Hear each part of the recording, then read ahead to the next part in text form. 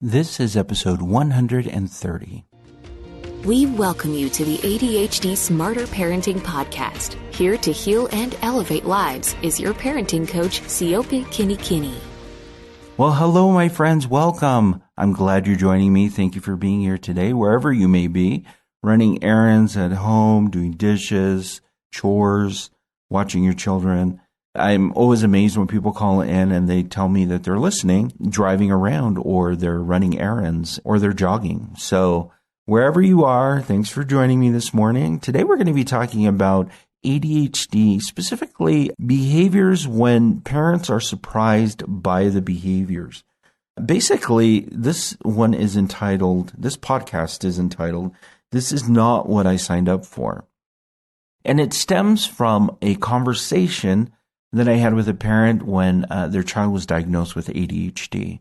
So their child was diagnosed with ADHD, and they were expecting to see a lot of the inattentiveness or the hyperactivity part of it. But what happened instead was their child ended up being more explosive and angry, constantly yelling and calling his mother names and telling her to F off and things like that. And so very, very aggressive, angry types of behaviors. And so she was shocked.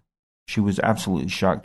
She had the evaluation done upon recommendation from a school teacher, took it into a professional to do some testing and to see, and they were able to diagnose the child with ADHD. So she read up on it, jumped online, and was looking at what to look at as far as ADHD is concerned, and she was getting ready for it. She was preparing, and what she found was that the most difficult thing for her was dealing with the angry outbursts.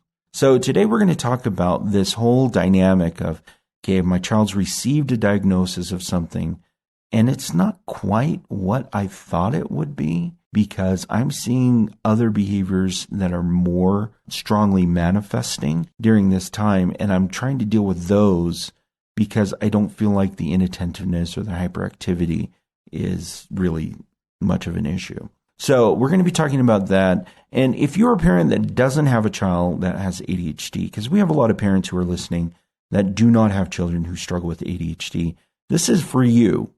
Because you may think that your child is struggling with one thing, and yet they're manifesting their behaviors in another way. You may have read every baby book out there about what to expect when you're having a baby, and then the baby came and it was like, okay, this is nothing like what I thought it would be. That tends to happen quite a bit.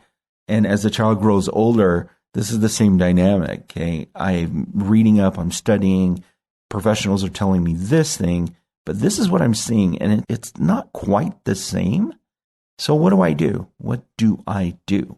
I want to give you some practical answers, things that you can implement by the end of this podcast. We'll be focusing in on skills and on being able to communicate. So we want to be focusing on your ability to communicate what is happening. Now, this is partly for your child, but it's really for you as a parent. And let me tell you why. Because your assessment of what is happening with your child and the things that are happening to cause all of this concern and panic also is a part of the way that you perceive everything that's happening around you. So we'll be talking about that. We're going to talk about anger first. We're going to talk about triggers. And then we are going to be talking about what you can do to address these things. Now, the skill that I want you to focus on is the skill of problem solving. You can find this skill on the Smarter Parenting website. If you have not visited the website, I highly suggest you jump over there and visit. We're at smarterparenting.com. You can find a lot of different parenting skills. In fact, during the podcast, I always stress one skill that you can use by the end of the podcast. So the one that I'm recommending for this podcast is problem solving. When you click on that on the smarterparenting.com website, a video will pop up, and the video is roughly around 6-7 minutes. It walks you through this process of how to make good decisions based on your values. And from there, you can practice this with the way that you engage and interact with your child and also in making decisions yourself. Use this as a person. Teach your child how to do this as well, because it really does allow them to see that there really are more options than they think there are. Is there another way to deal with anger? Absolutely. Are there other ways to process emotions? Absolutely. So you're helping your child expand their understanding by using this skill. So let's talk about anger triggers and what you can do by using the skill of decision making. Okay? Let's talk about anger first off, because that's the issue for this parent who is struggling. Again, she took her child in for testing. Her child was struggling in school based off a teacher's recommendation. And after the professionals had done an assessment, they realized that he qualified to be diagnosed as ADHD. So she's like, okay. So she, like a diligent parent would do, jumped online, did all the research. ADHD, this is what I'm dealing with. These are the behaviors I should be looking at. Boom, boom, boom, boom, boom. She made a list and she was planning out her strategy. And I think a lot of parents are that way. Once you realize, hey, okay, now I know something, let me establish a game plan. This is what I'm going to do. So in a way, she was establishing these are the decisions I'm making. She's problem solving. She's trying to work through how do I best address these things. Now, when she was speaking with the medical professional on the diagnosis of her child, the medical professional gave her a couple of options to deal with a child's behavior. And this is where the skill of decision making would have been more effective in helping her know how to go about what to do. He recommended medication, and he recommended that follow up with behavioral interventions. So those are great options, right? Now, when I communicated with this mother, she felt like he was saying choose one, not both. The reality is there's a third option, and that is to do both. You can do both. And there are multiple options for parents who are out there. And as she was formulating her game plan, she decided, okay, I'm going to focus on behavioral interventions now. And if the need be more great in the future, then we'll move to medication and then stop the behavioral. Big mistake. You want to do both. You're going to have greater impact. The medication will help alleviate some of those stressors in your child to help them focus, but it doesn't necessarily teach them how to engage and interact with ADHD. Again, do both. Okay, so you want to be very clear about doing that and making great decisions when you're deciding how you're going to interact with your child. While she was going through this process, she started to notice that her child was becoming more and more angry and frustrated. And the anger started to manifest in him yelling things and swearing. So they don't allow swearing in their home. And soon she heard her son say, why don't you just F off, leave me alone, I hate you, get out of my face, and calling her the B word. Okay? These things are difficult for any parent to hear, especially a parent who is as dedicated as this parent is in trying to help her child.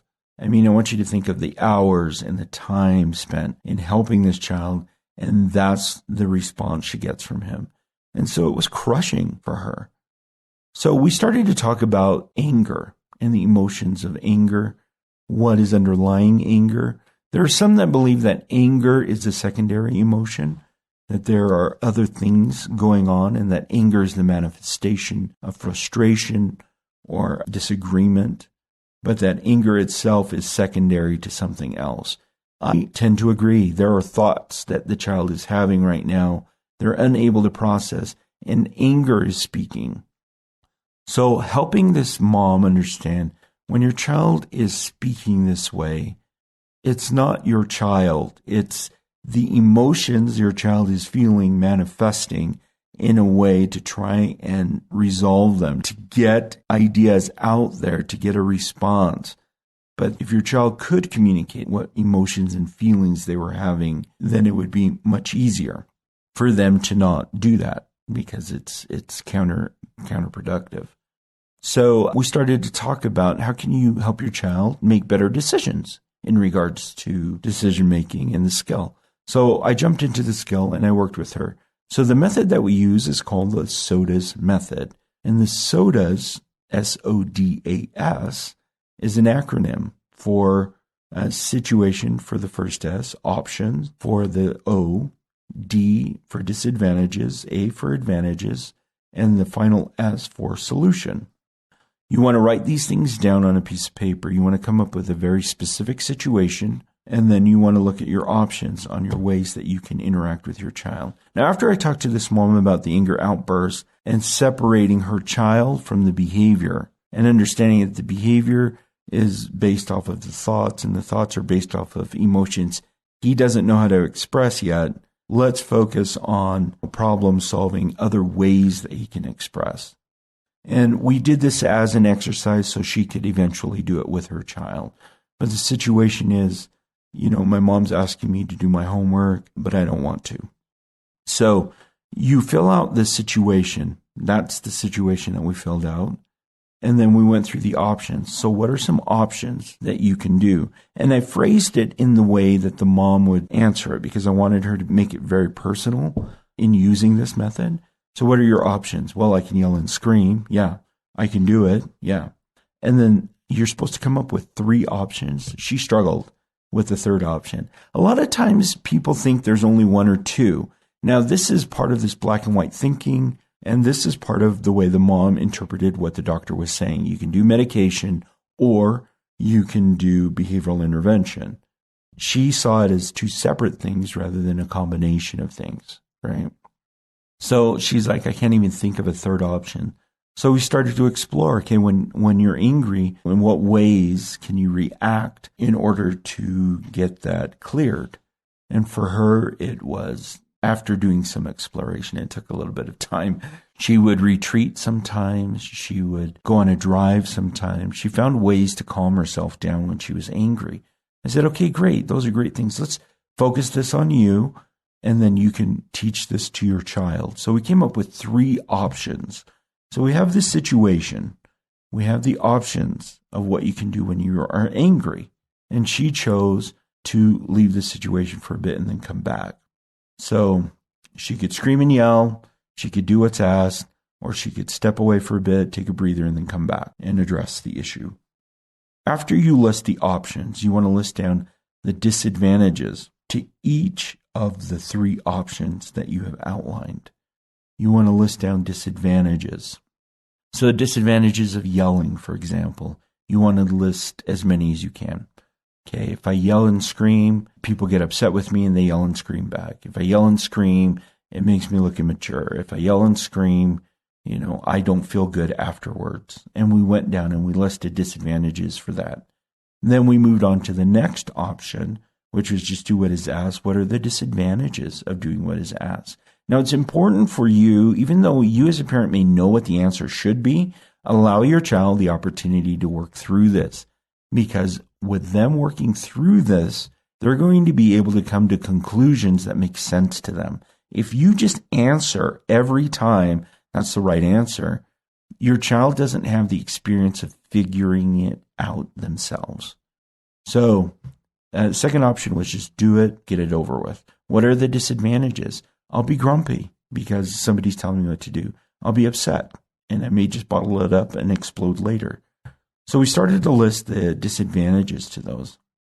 Then we moved to the third option. We did it until you couldn't think of any more options. And we moved over to the third option, which was step away and give some time, then come back. So what are the disadvantages? Well, that may make the other person angry, right? That may not get the thing done for a long time, and I'll just stew in it. It may take me a really long time to calm down. So we listed multiple things under disadvantages. Then we moved on to the advantages part. And here you're going to list down as many advantages for each of those options as you possibly can. At least 3, but you want to list down as many as you can. So what are the advantages of exploding? Well, I can get the other person off my back. I can, let them know that I'm upset. I can set the tone, and sometimes I get away with it. Those are the advantages. What are the advantages of, just doing it right away? Well, I can do it right away, and then I can move on with my day. And again, you as a parent are going to have already some ideas of what you think should be the right answer. But this isn't about you. It's about your child figuring out what are the disadvantages to behaving a certain way and what are the advantages of behaving a certain way. And then you want to continue on to the third option, list as many advantages as you can. As you start to work through this, your child is going to start to see that there are greater disadvantages for one behavior and greater advantages for another. And that's what you do, is you do an assessment. You want to look at the columns and say, okay, what disadvantages are the worst outcome for you? Have them make a decision. And then have them look, what are the advantages that are best for you? And they will choose one. And based off of those, you're going to be left with the two options. Now, they can choose from those two options how to respond, but then you can dig deeper and talk to them, okay, which one do you want to happen most? Which advantage is most important to you? This one. Okay, then I guess it's option number 2. Just do it when I'm asking you. Get it done quick, get it over with, move on with my day. Okay, come up with that solution. So with this parent, we wrote it out. We walked through the whole process so she could understand how she could teach it with her child and then how she could use it for herself. And this was in regards to the anger outburst from her child. And her child's a little bit older, so he could work through the SOTAS method and she could explain it. Some parents have asked, can I do this with younger children? Absolutely, you can. In fact, younger children are more likely to come up with more options and disadvantages than a teenager would. Teenagers tend to start thinking more in like black and white as time goes on. Younger children are highly creative and they will come up with wild options. But when you're dealing with a younger child, let them try out those options.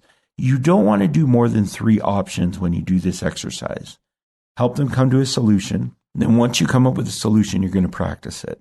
So with a young child, you would practice it. I'm going to ask you to do your homework. We're going to role play option number 2, which you said has the best advantages for you. So you need you to do your homework. You're going to do this. And this is all part of following instructions. So what that would sound like then would be, I would say to my child, when my child is calm, okay, tomorrow I'm going to ask you to do your homework, but I want us to practice this. I want you to know what it sounds like, what it feels like, what it looks like first, and what the expectation is. Okay, so I'm doing this the day before we're actually going to implement it. And they say, so I'm going to come up to you and I'll be like, hey, I need you to do your homework. You need to say, okay, do the homework, and then come back and tell me when it's done. So I would say, okay, I'm going to be you, you be me. Let's practice this. So he would say to me, okay, Mom, I need you to go do your homework. Okay, write it out. Okay, I'm done with my homework. Okay, great. Okay, now you do it. And then you would practice this until it became routine, became normal. What you're doing is you're teaching your child a new way to engage and deal with some of those aggressive behaviors. You're problem solving, helping them make decisions around this issue of anger. And you can do this with any behavior, really. You really could. You just need to specify what the expectation is or what the situation is, work through the options, disadvantages, advantages, and then a final solution. Again, I cannot recommend enough. Well, I can. I am going to recommend that you jump over to the Smarter Parenting website to watch the video because the video is fantastic. And in fact, watch the video with your child. There on that page for decision making, you're going to have a printout and you'll have worksheets you can print out as well to do this activity with your child. It's highly effective. And it's better if they can see it and then you can discuss it and you can work through it all together. And that your child sees that you can do it too, that you use this as a way to make better decisions. So this is the way that I wanted her to interact with her child to decrease the name calling. Now, as we came up with a solution to helping the child understand what they need to do instead of the angry outburst, the yelling and the screaming, we had to focus on the second topic I wanted to cover today, which are triggers. So before we start talking about triggers, we need to take a break. Do you need to take a parenting class? Do you need a certificate for that parenting class? Sign up for our online parenting class. Watch our lesson videos, complete quizzes, and download class assignments all from your home. Visit the Smarter Parenting website under the Coaching tab and sign up for the Silver, Gold, or Platinum level to access the class. Okay, welcome back. Let's talk about triggers. I love the name Triggers only because I am a huge fan of The Lone Ranger. I love that show. He had a horse named Trigger. Trigger was something that was reliable. And triggers are reliable in some ways because when something is triggered, a response happens right after it. In the case of the Lone Ranger, and whenever he called, the horse showed up. It was pretty consistent. Triggers are kind of the same thing. When something happens and it triggers us, we go into almost an automatic mode on how we're going to respond to things. So with this mother, we had to sit down and talk about the triggers for her. They do not allow swearing in their home. Their children are not allowed to swear. And yet this child is swearing in the home and calling her names. And that's very triggering for her. So we had to evaluate the triggers and how she could respond to those triggers in a more productive way. So guess what we did? We did a decision-making SOTAS exercise on how she should respond when her child calls her names or uses the F word in the house. The reason that we did this is because by writing it out, laying down the options on paper, she could see and visually process and work through how to best deal with her trigger when he starts using those words in the home. And she had a couple of options listed out. What are my options? I could become angry or upset. I could cry. I could give him a consequence, every time he does that. So we worked through the SOTAS method in regards to her triggers. Now, I hope you can see just how effective this skill is. Decision-making is so effective for parents and for children when you're dealing with a situation that you're struggling with. You can do this with any situation. If you're at work and you have to make some decisions, do a SOTAS worksheet. Do that. Go to smarterparenting.com, print out a worksheet, write down the situation, list down the options, go through the whole process. Very, very helpful. What she was able to discover is there are multiple ways to deal with this type of angry behavior from her child rather than what she was doing, which was getting more upset with him. We focused on what are the triggers, him calling you names, what are your options, what are things you can do, what are the disadvantages to those options, what are the advantages to those options, what are you going to do. It gives her a blueprint and a framework in order to work with her child instead of against her child. She decided that she was going to focus on remaining calm when he did that, because part of the engagement, part of their dance between each other when he was angry was that he would do something and then she would react in a way that escalated the situation, and then he would raise it up and then she would raise it up, and pretty soon it was out of control. And the child left feeling largely unfazed, but mom was a frazzle by the end of it, which just deteriorated her self-confidence and her ability and her strength actually to continue. So she decided, I'm going to remain calm, use a calm voice tone, not react to it. So it takes the power away from those words and using those words in our interaction until I can teach my child how to work through their anger in more proactive ways. So we practiced it. Now, it's an interesting thing because I personally don't like to swear. Nothing against people who swear. I just choose not to do it. However, during this role play, we used it. I did, in order to help prepare the mom for the situation where this child is going to be using these words. Yeah, you can't substitute some of the emotions that come up when you hear certain words. So we practiced it. And I could tell she struggled a bit. And so we continued to practice it until it became, routine. And this is the part of role playing. And that's a skill too you can access at smarterparenting.com, which is helpful because not only are we building muscle memory in the way that your children should behave by using these skills, we're actually teaching parents, you, how to do it as well and building muscle memory in your reactions with your children. It's really, really powerful. So many resources on smarterparenting.com. You want to jump over there and check it out. So we practiced it. We practiced me being the child and her, what her reaction would be, what she would say, how she would say it. We practiced until she was like, yeah, I can do this. I can do this. If I hear it, I'm going to be okay because I know exactly what to do. I'll just react the way that we've been practicing and we will work through it. We'll absolutely work through it. So I received a call from her a little bit later that week, and she had mentioned that she did it. And at first, he escalated it and started getting even more upset. But she remained calm, collected, and did exactly as the way we practiced it. She noticed that after a while, he started to de-escalate. And then the next time, he escalated to a point, it didn't get as bad. And then he started to calm down a lot quicker. And then by the third day, she had taken the wind out of the sails. By reacting more calmly, he didn't have someone to dance with in calling her names or swearing at her. There was just no reason to keep behaving that way because he wasn't getting the response that he expected or that he wanted from her. And so she's like, wow, that was really interesting to see that dynamic change just by me being able to control the triggers that I'm feeling and practicing those triggers. And again, we did this through the skill of decision making, the SOTAS method. It's a wonderful skill, wonderful skill. Everyone should know how to do it. We would all make better decisions if we used the SOTAS method. Now, let's talk about how you're going to implement decision making into your home environment. What are you going to do? How's it going to work?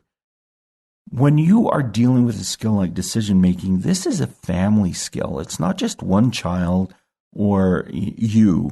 It's everyone in the home. And in fact, this is one you want to teach everyone in the home to understand and you want them to use.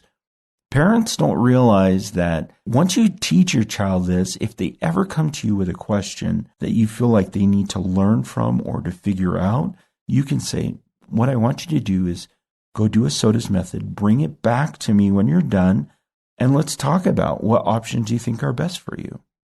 I mean, think about that. So instead of giving them just the answer, you're saying, go process this, go think it through, go work it out, and then come to me and let's discuss from there. What it does is it encourages your children to think outside of the box. It encourages your child to feel independent, to feel secure, and that they have a say in how things work. What it does for you as a parent is it gives you some time to watch them develop these skills of making decisions and guiding them along this whole process. It also gives you an opportunity to communicate. One of the things that I have learned in implementing SOTAS with my own child, though, and this is powerful, is that I can gauge where she's at, where she's thinking, what she's thinking by the options she chooses. And that increases our communication in the long run. You know, if she's struggling with a friend at school who's behaving a certain way towards her, you know, what are her options? What can she do? Bring the SOTAS. Oh, okay. You've come up with these three options. You've chosen this one. Let's try it. So we'll role play and practice it to see if it feels good. And sometimes she'll be like, okay, that still feels kind of not right. And I'll say, okay, choose three different options and let's do it again until she can figure it out. And there's a sense of autonomy there in being able to do this. I think as adults, we take advantage of the idea that we just make decisions and they're just boom. But if we can formulate the process of making decisions for ourselves and for children, the decisions that we make are going to be of greater impact in our lives, and they're going to make sense based on our values. This is how you're going to implement it. Learn it first. Practice it first. Watch the video. Then you are going to have your child watch the video. You'll have them work through a simple one first, and you will teach them how to do it. And then when your child has a question, you are going to just say, you know what? Do a SOTAS on it. Let's figure it out. When you're done with the SOTAS method of decision making, bring it to me and let's take a look at it and let's talk about it. Okay? So these are ways that you can implement this skill in your home. In addition, when you have to make a family decision, whether or not you're going to get a pet, where you're going to go on vacation, this is an excellent time to pull out a SOTAS worksheet and work it out. Now, the more and more you do this, the less time it takes to actually go through each of those steps, because it becomes second nature. You just automatically start recognizing ways that you can weigh your options, the disadvantages, advantages, and come up with a solution. With children, it's important for you to practice what the solution is. Practice it with them, because on paper it may look one way, but when they actually experience it, it may feel different. So you need to practice that as a parent. When they come with their sheet and they say, okay, this is the option I think is best, your response should be, okay, let's practice it. Let's see how it feels. Practice it. How does it feel? It feels good. I can do that. Okay, great. Well, that's what you're going to do. Or they may come back and say, doesn't feel quite right. Okay, well, do it again. Choose 3 different options, and then let's try it again. Work through that whole process. And pretty soon you're going to have some really independent thinkers who can work through difficulties, work through their issues. So we've covered a couple of things here. We've talked about this isn't what the parent signed up for, was ADHD, and yet she was seeing other behaviors. In what ways could she help her teenage son work through those? We focused on the skill of problem solving, dealing with his anger. How does he want to work through his anger? What options are there for him to work through his feelings of frustration? What can he do? And I did this by working with the mom on a SOTAS with her, so she knew how it worked, how it felt to do one. And then we talked about triggers for her. So in this way, the child has a SOTAS, the parent has a SOTAS, and this is a family skill. And then finally, how you can implement this with your own family. So it's a wonderful, wonderful skill. And in fact, one that is very helpful. I know I've used it professionally in my own professional career as I've worked with families and with children. Sometimes I'll pull out a SOTA sheet and be like, hey, here's the situation. What are some options on ways that we can help? Disadvantages, advantages, and solutions. And once I go through this whole process, I find that I'm more effective in my ability to interact and engage with people. And it's usually on a different level. It's a lot more profound rather than just making a decision and trying to figure it out and make it work. There's actually substance behind the decisions that I make. So it's very, very powerful. Use it anywhere that you come across a situation where there's a difficulty. Teach your children how to use it whenever they are faced or confronted with something that's difficult. Allow them the opportunity to work through it so you can see where their values are and what's important to them, and be open to practicing that solution and discussing the solution with them so they know beforehand. And this will help them work through it. Again, shout out to this mom. Thank you for sharing that you saw improvement by handling your triggers to his behaviors, help to de-escalate that. And now the focus is, how do we help him deal with his anger in other ways other than reacting that way? And what options are there? Disadvantages, advantages, and finally solution. So it's a wonderful skill. You should do it. Again, jump over to smarterparenting.com. You can find all of the information there, including printouts and games and activities that you can use with your children. If you want to teach them this skill through a game or activity, you can. This helps younger children specifically understand the concept of, hey, I have multiple options. I can make choices. That's it for me, and I will talk to you again next week. Have a good one. All right, bye.